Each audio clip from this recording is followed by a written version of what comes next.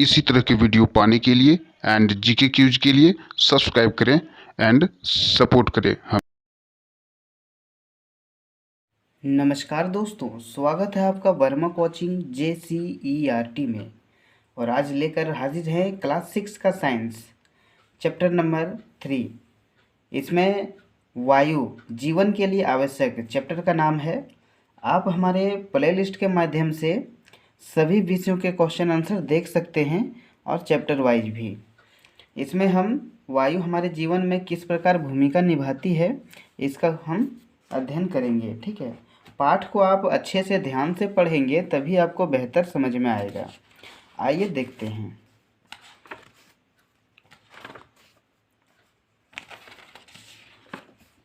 आइए देखते हैं इसका पहला क्वेश्चन। पहला क्वेश्चन है कि इनमें से सही शब्द का चयन कर रिक्त स्थानों की पूर्ति कीजिए। तो पहला है ऑक्सीजन, कार्बन डाइऑक्साइड, वायुमंडल, नाइट्रोजन, पवन, ये सब हमें यहाँ पर भरना है। ठीक है, तो देखते हैं कि पहला है कि पृथ्वी के चारों ओर की वायु की परत खाली जगह कहलाती है। क्या कहलाती है? वायुमंडल। ठीक है। दूसरा है सभी जंतु श्वसन में वायु से खाली जगह लेते हैं। तो क्या लेते हैं? कार्बन डाइऑक्साइड लेते हैं। ठीक है, यहाँ पर क्या है कि अगर आप यहाँ कहेंगे सभी जीव, तो कार्बन डाइऑक्साइड कैसे लेते हैं? वो तो ऑक्सीजन लेते हैं।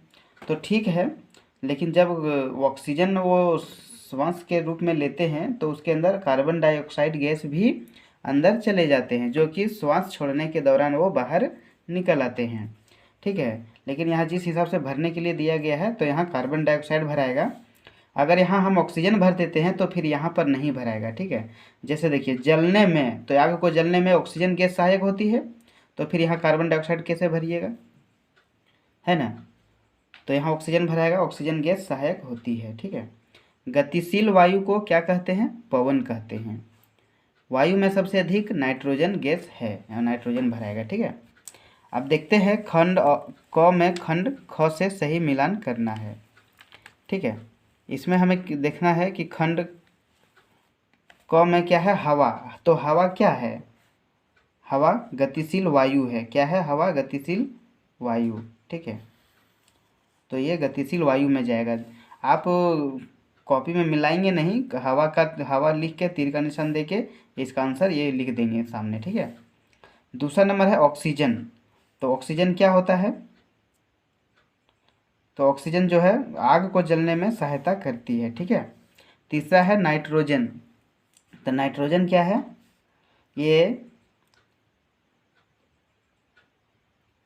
पहले देखते हैं वायु। वायु जो है नाइट्रोजन जलने में सहायक नहीं होता है। ठीक है, वायु जो है वो पारदर्शी है, वायु के आर पार हम लोग देख सकते हैं। ठीक है, ये मिलान हो गया। अब देखते हैं तीसरा नंबर है कि सही उत्तर के सामने सही का टिक और गलत के सामने गलत का टिक लगाइए। ठीक है, तो वायु गैस जलवाष्प एवं धूल कण का मिश्रण है, ये सही बोल रहा है, ये सही होगा। वायु में जो है सो जलवाष्प और धूलकण भी मिला हुआ रहता है। दूसरा है मिट्टी में वायु उपस्थित नहीं होता है।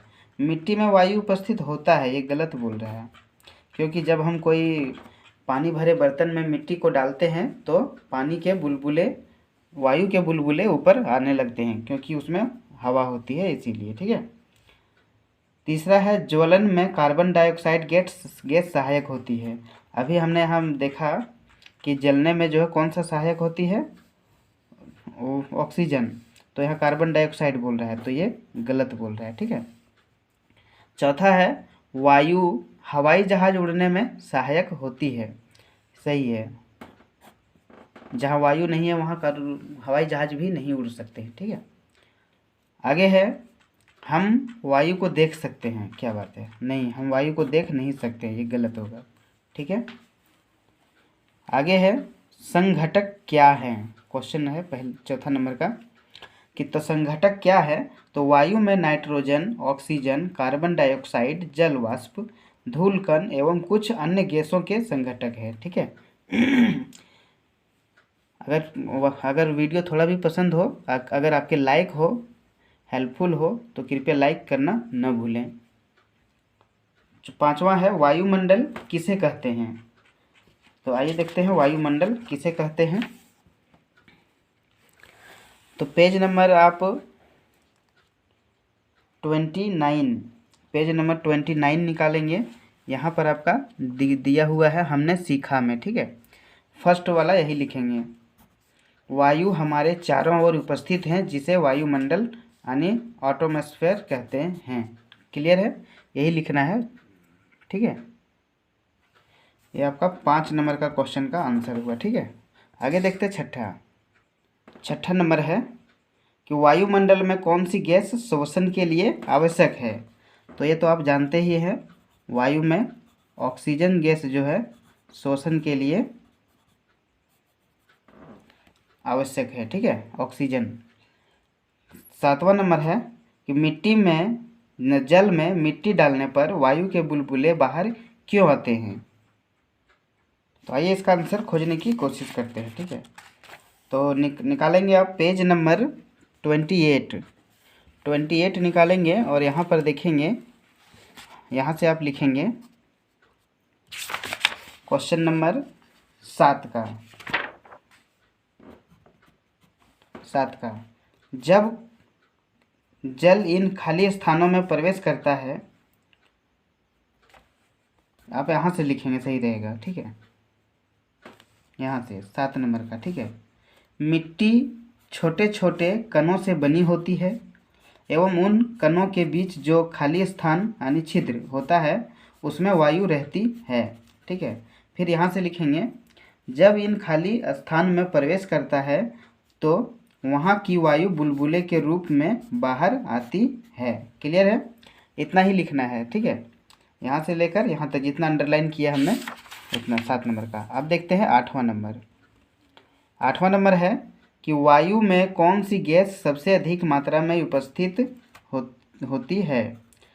तो वायु में कौन सी सबसे अधिक गैस है, ऊपर भी हमने पढ़ा है, नाइट्रोजन, ठीक है, 78% और ऑक्सीजन 21%, यानी कि नाइट्रोजन से कम सभी गैस है।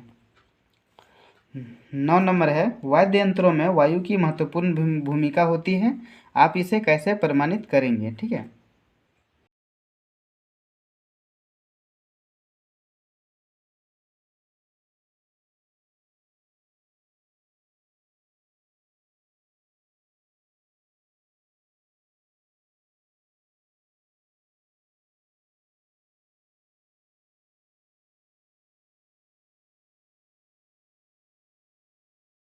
नौ नंबर का आंसर हुआ पूरा।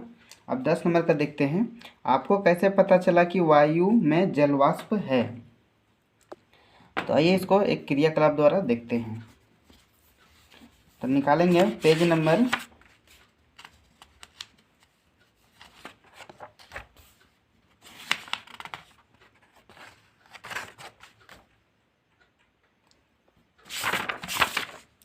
10 नंबर का है, निकालेंगे पेज नंबर 24 और शुरू करेंगे यहाँ से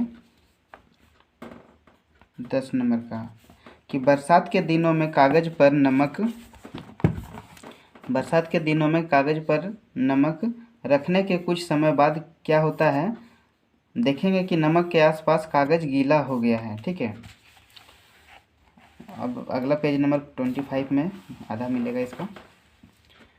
तो यहाँ से फिर लिखेंगे कि कागज़ को गीला करने के लिए पानी कहाँ से आया। क्या पानी नमक से निकला? नहीं, पानी वायु से आया जो जलवाष्प के रूप में उपस्थित है, ठीक है।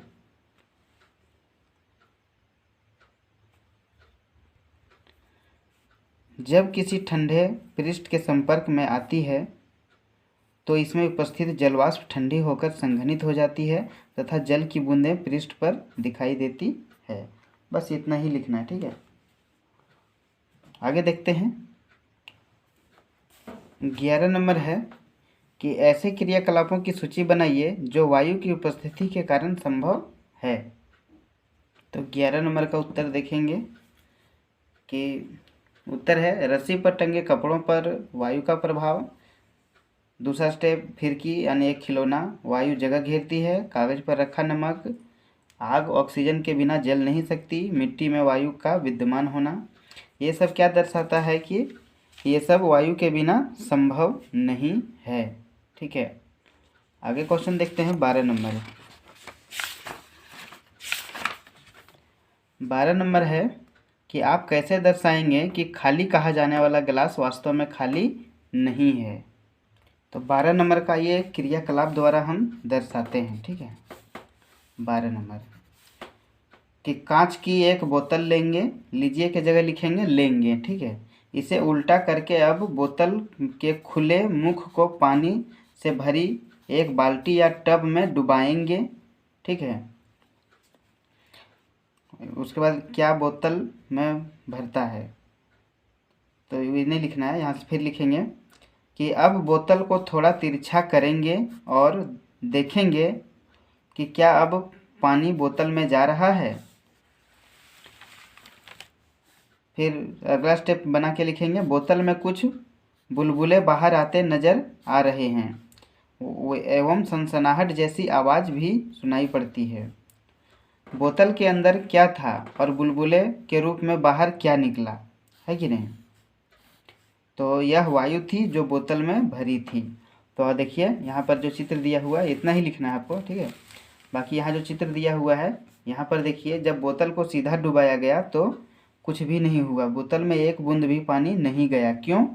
क्योंकि उसके अंदर पहले से हवा मौजूद रहती है। ठीक है, बोतल को जब तिरछा किया गया तो उसमें क्या हुआ, हवा जैसे ही बाहर निकली वैसे ही उतना ही जितना हवा बाहर निकली उतना पानी भी अंदर गया। ठीक है, इससे पता चलता है कि खाली कहा जाने वाला गिलास या बोतल वास्तव में वह खाली नहीं है, वह वायु से भरी है। ठीक है, अब आगे देखते हैं। जहाँ पर वहाँ बोतल लिखा था उसके जगह आप गिलास ले सकते हैं। ठीक है, क्योंकि यहाँ गिलास पूछा गया है। ठीक है, आगे देखते हैं 13वां नंबर कि मुंह से सांस लेना क्यों हानिकारक है। तो इसका उत्तर देखते हैं कि मुंह से सांस लेना इसलिए हानिकारक है क्योंकि हमारे नाक में छोटे छोटे बाल होते हैं और एवं श्लेष्मा होता है जो धूल के कणों को श्वसन तंत्र में जाने से रोकता है। और अगर हम मुंह से सांस लेंगे तो यह धूल कण हमारे श्वसन तंत्र में प्रवेश करके हमें हानि पहुंचा सकते हैं। ठीक है, क्या है कि मुंह से सांस लेंगे तो धूल का कण भी हमारे मुंह के अंदर साथ फेफड़े में बैठ जाएगी और बीमारियां हो जाएगी। ठीक है ना, इसीलिए हमें मुंह से सांस लेना हानिकारक होता है।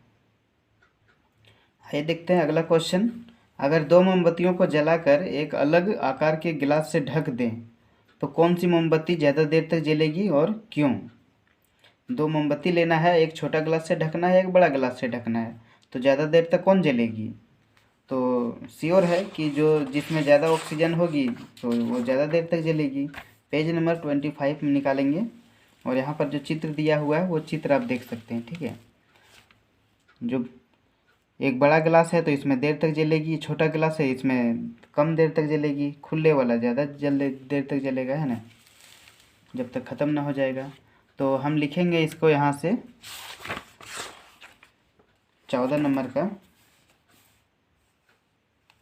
यहाँ से लिखना है कि जलने की क्रिया केवल ऑक्सीजन की उपस्थिति में ही संभव है। ठीक है, वायु एक अवयव ऑक्सीजन है। प्रयोग में लाए गए गिलास में वायु एक सीमित मात्रा में थी।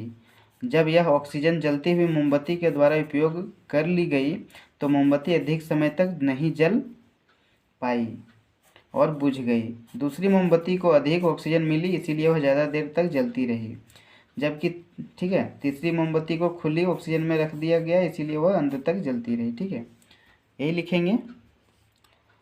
आगे देखते हैं क्वेश्चन नंबर 15 और लास्ट।